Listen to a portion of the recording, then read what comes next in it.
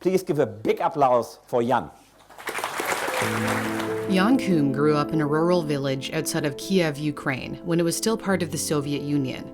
It was a tough time to be Jewish, so the 16-year-old and his mom decided to move to America. They packed suitcases with notebooks so they wouldn't have to pay for supplies when they arrived in Silicon Valley. His father was supposed to join them, but never made it. He fell ill and died a few years later. Koum swept the floor of a grocery store to make ends meet. His mom also got a job, but then she got cancer. They lived off food stamps and her disability payments. She passed away 3 years after his dad died. Such a start in life would be difficult for anyone to overcome, yet overcome he did.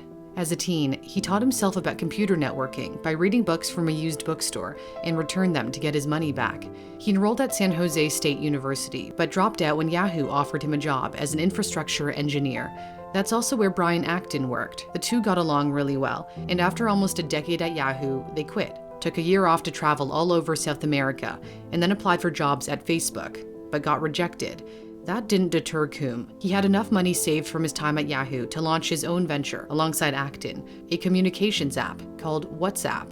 The app exploded in popularity, and ironically would go on to be bought by Facebook for $19 billion.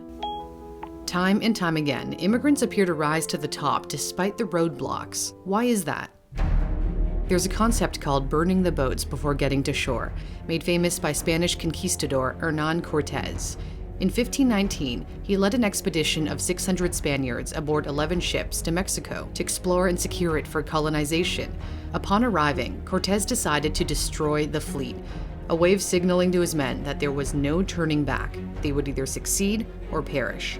Within 2 years, Cortés conquered the mighty Aztec Empire. It seems the burning the boats analogy can be applied to immigrants. They're driven to succeed because there's no turning back. And what leads to their billion-dollar idea could very well be the fact that they grew up in another country. Researchers who've studied their success note cross-cultural experience increases the ability to recognize entrepreneurial opportunities. Koum would have never come up with the idea for WhatsApp had he not grown up in the USSR. I remember my parents not being able to have a conversation on the phone. The walls had ears and you couldn't speak freely. Being shaped by those experiences, it's extremely important to make sure that we provide the level of privacy and security that people would be able to use our product freely and not being afraid. His is one of many immigrant success stories. More than half of the top Fortune 500 companies were founded by immigrants or the child of an immigrant. Without immigrants, there might very well be no Google. When co-founder Sergey Brin was 6 years old, his family fled anti-Semitism in the former Soviet Union and escaped to America. While studying computer science at Stanford, Brin met fellow student Larry Page. The two developed the Google search engine, which they called Backrub. They almost sold it to the web portal Excite for a mere $750,000.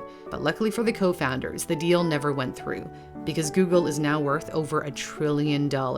When Page and Brin stepped back from Google and its parent company, Alphabet, they handed the reins to Sundar Pichai, an immigrant from India. He was a bright student in his native country, getting himself into the prestigious Indian Institute of Technology, Kharagpur, where he studied metallurgical engineering. The US then welcomed Pichai with scholarships to pursue a master's degree at Stanford and then an MBA at Wharton. Another reason researchers attribute to the success of Pichai and others like him is that immigration policies in many economically advanced countries favor highly skilled individuals, including those with a college degree. Just 11 years after joining Google, he rose to become CEO. His drive to build and innovate convinced the founders to develop their own browser, Google Chrome. He once told an audience that the following words by American inventor Thomas Edison sums up what it means to be an entrepreneur. "I have not failed. I've just found 10,000 ways that don't work." That never give up attitude is also at the center of Eric Yuan's success. He's not a household name, but the company he created is being used in nearly every household. Many of us have been doing our jobs from home during the pandemic, thanks to Zoom. Yuan was inspired by a talk Microsoft co-founder Bill Gates gave in Asia in the 90s about the potential of the internet. Yuan wanted in on the dot-com boom and knew he had to leave China and go to America to do it. The problem was the US government denied his visa application. Not once, not twice, not even 3 times. He didn't get the green light, or green card in this case, until his 9th try. He barely spoke English when he arrived, but he did know the language of the internet. He could code, landing an engineering job with WebEx, a video calling software company later bought by Cisco. His salary was reportedly in the high 6 figures, but he wasn't happy.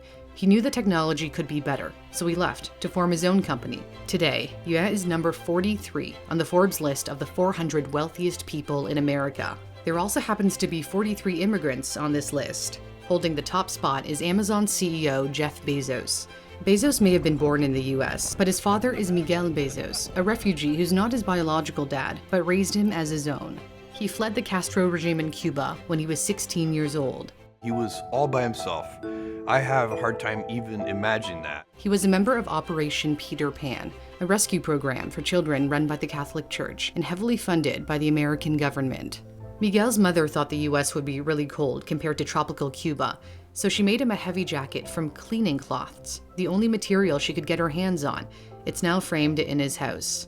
When he landed in America, he couldn't speak any English, but figured it out. He got a scholarship to a university in New Mexico and also took a job at a bank for extra cash, where he met Jeff's mom, Jackie. Jeff Bezos has spoken proudly of his father and how much he inspired him because of his determination, optimism, and grit. That mindset helped the young Bezos guide Amazon through the turbulent dot-com bubble when many other tech companies folded, and led him to take risks, like offering free shipping to entice customers, even though the math didn't make sense. Such strategies helped grow Amazon into the behemoth it is today. Psychologist Angela Duckworth is well known for her research on the factors that predict success. She says the key to success, the single most important factor, is how gritty you are, writing in her book on the topic, "Enthusiasm is common, endurance is rare." Someone who knows a thing or two about enduring is Elon Musk, who emigrated from South Africa to the US by way of Canada, where he spent a couple of years as an undergrad. When asked by CBS's 60 Minutes whether he considered packing it in after SpaceX's third launch failed, he responded, "I never give up. I'd have to be dead or completely incapacitated." Thankfully, he didn't give up, because the fourth flight was a success. We have liftoff. Stage separation confirmed. One day, that grit may see Musk arriving on the doorstep of Mars. Many who venture to a new country are resilient, but it's certainly not the only factor that determines success. They also have the technical knowledge to back up their ambitions. A problem-solving website and app called Brilliant can help put you on the path to success, and it's free to sign up. I've been working my way through the Logic course, which provides a solid foundation for their math courses. Whether you'd like to brush up on calculus, practice programming, or learn the fundamentals of computer science, Brilliant is great for both beginners and those looking for a refresher. There are no tests, and if you're stuck on a problem, Brilliant explains how to get the right answer. To sign up, head to brilliant.org/newsthink. The link is in my description.